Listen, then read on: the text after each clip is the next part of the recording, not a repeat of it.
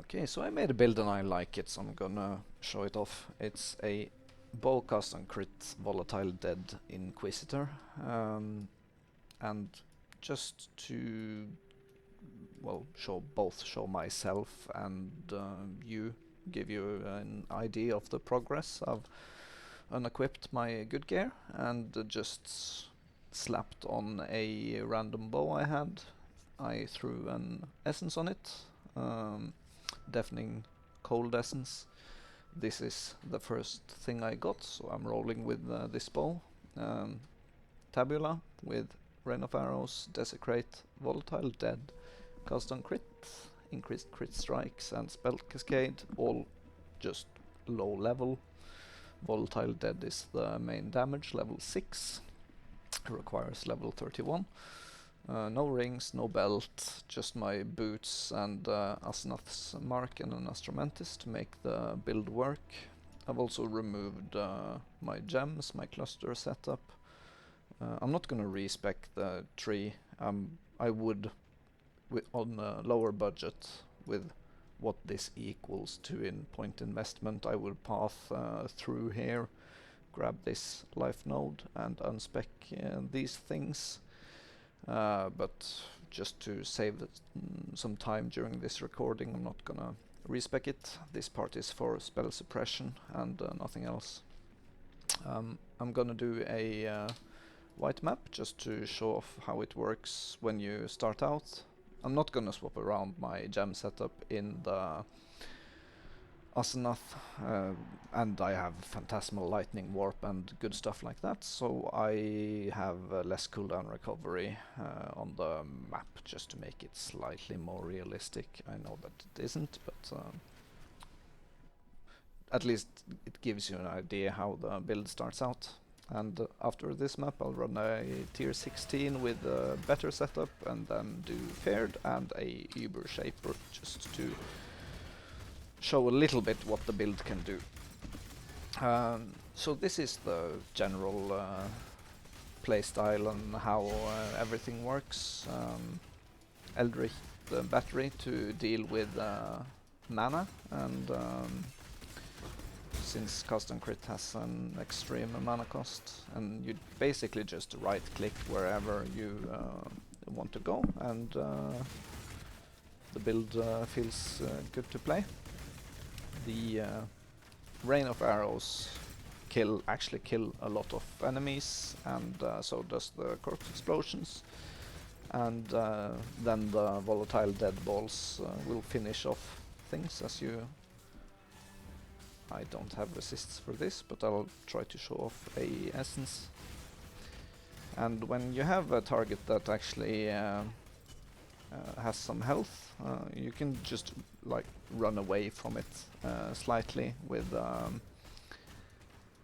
Rain of Arrows, and the Rain of Arrows will still hit it behind, and you'll spawn the balls and you'll deal some damage to it. But this is pretty much a good example of the least effective side of the build.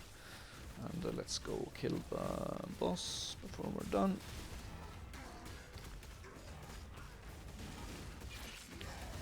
There we go. And then as you progress and gear up your character, getting a cluster jewel, where is it? There we go. For Doriani's lesson is really good for the life leech. Due to us running petrified blood, and let's see, there we go. I need to actually reserve life. I'll come back to that bit then. A small cluster, and we also go into Mind Over Matter, since we'll have more energy shield now to give us some more effective health. When you can afford it, split personalities for more stats. Since we're Inquisitor, we get crit from Strength and Int.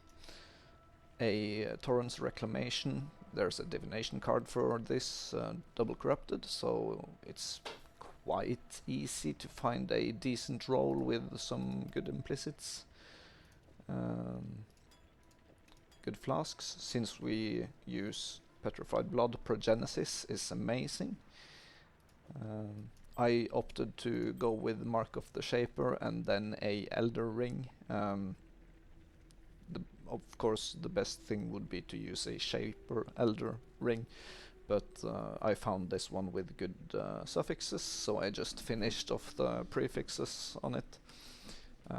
But yeah, a Shaper Elder Ring would be the best.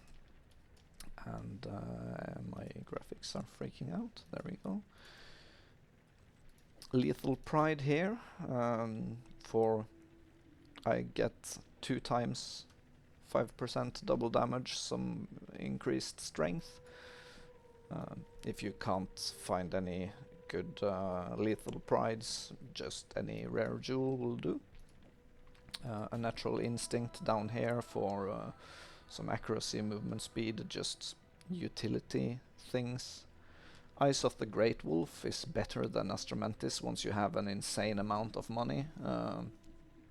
The increased attributes and crit multi combination is ridiculously expensive, so running with Astromantis for a long... oh, can't swap it in yet.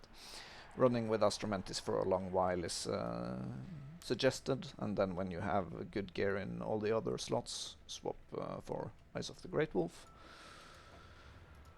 The bow, fractured, tier 1, of whatever elemental damage, then essence until you hit the 3rd flat elemental damage. Then for the high budget version, use prefixes cannot be changed and do reroll crit in harvests. I got the crit chance. I wanted the crit multi, but I'm not gonna roll over a tier 1 crit chance. Then Ashling Slam for hopefully double damage. I got that first try, was very happy with that. Then Benchcraft attack speed for the body armor. Just, I guess Fractured Suppress is the better thing. I ended up doing fossils on this. Just defense fossils until I got some defenses I was happy with, and then Eldritch currency crafting until I hit tier 1 dexterity, and then I was extremely lucky and hit the fire resistance on my slam. I didn't really need anything on the suffix, but the fire resistance is nice. And yeah, just filling out the resistances and stats you need on the other gear. Getting the Frenzy Charge and Crit on Quiver is very nice. And now I can equip this thing. And with the setup... oh, Jesus. With the setup I have equipped now, I am on about 10-12 times the amount of damage as I had with the early setup. Let's see, some aura is missing, vitality. And I can sustain Righteous Fire now, but I don't really use it for mapping since it's not needed. And having the massive sustain from the Inquisitor regen is nice. Let's see. Just gonna... this is basically how the mapping looks once you're geared up. Everything shatters and gets hunted down by crazy explosive balls. And yeah, I guess the gameplay speaks for itself. I'm not gonna clear the map very well, but I could do the League mechanic. Let's find a weapon. There we go.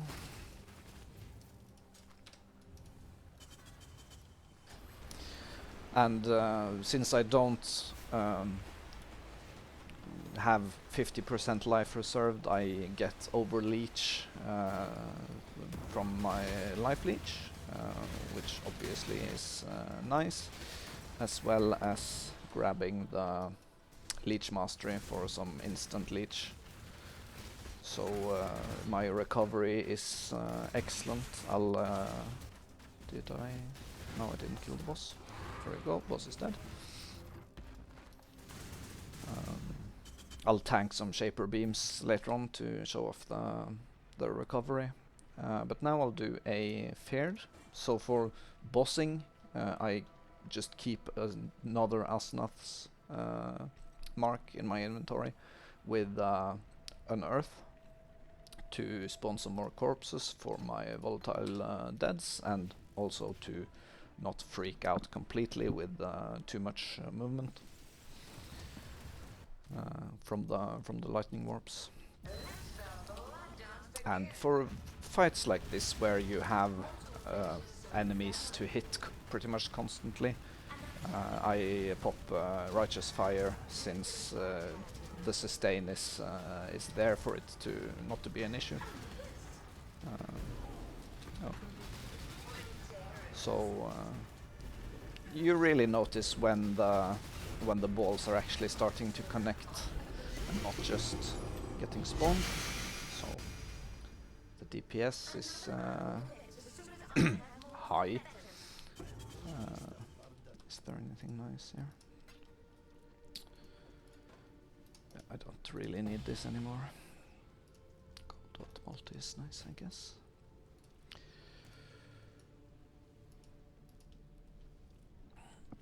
And then for Ushaper,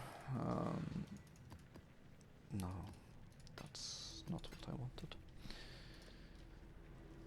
There we go.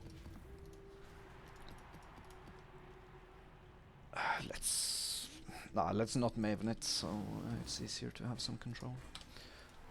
So for Ushaper, I just swap between the Lightning Warp helmet and the Unearth helmet, depending on where I am in the content. So for the first bosses here, we can pretty much just face tank everything. Like this. Oh, and I should mention that also the aura setup is very flexible. I'm using Celatry right now, and Celatry and Haste. Determination and Grace is also an option. With let's see, with Grace instead of Haste, with Flask gets up to over 35k evasion. But in my opinion, I'm tanky enough at this point, so to be using Haste for the feel-good part. Although I'm not completely spell suppression capped, so yeah, it's a bit of both. Let's see if we can get a beam off. No, let's just clone. For this bit, just popping Progenesis quickly is very nice once the balls keep on spawning, but swapping for a... there we go, we have some... There we go. But also getting a cold to whatever conversion Eyes of the Great Wolf will serve you just fine. Then we just swap helmets around, lightning warp through everything as real fast. Can do some focus for the things.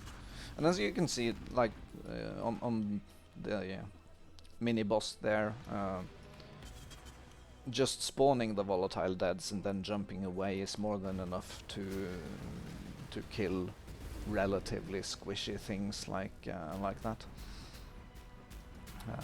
So the damage uptime, which also obviously provides leech and stuff like that, is pretty good, even though you have to move.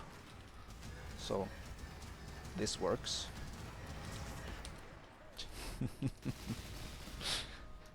Not so well when you stop leeching, but I survived.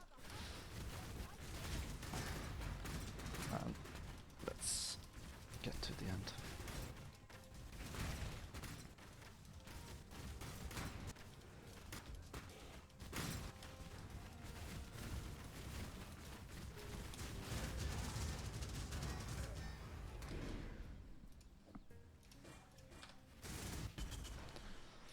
And yeah, I started out with no money when I converted to this character, and everything is earned on this since it's so fast. Since it's such a fast mapper, it's been very nice to get the incremental upgrades just by playing it. Let's see if I can sustain through it. Yeah, no problem. And yeah, I really enjoyed making this character, and considering how little it takes to get it going, I'm considering just league starting it, maybe going with something like Young Run's Armageddon brand Hierophant the first 1 or 2 days, and then when I can afford a Asnath's mark and a decent bow, I'll go into custom crit, and hopefully someone else will enjoy this kind of build as well.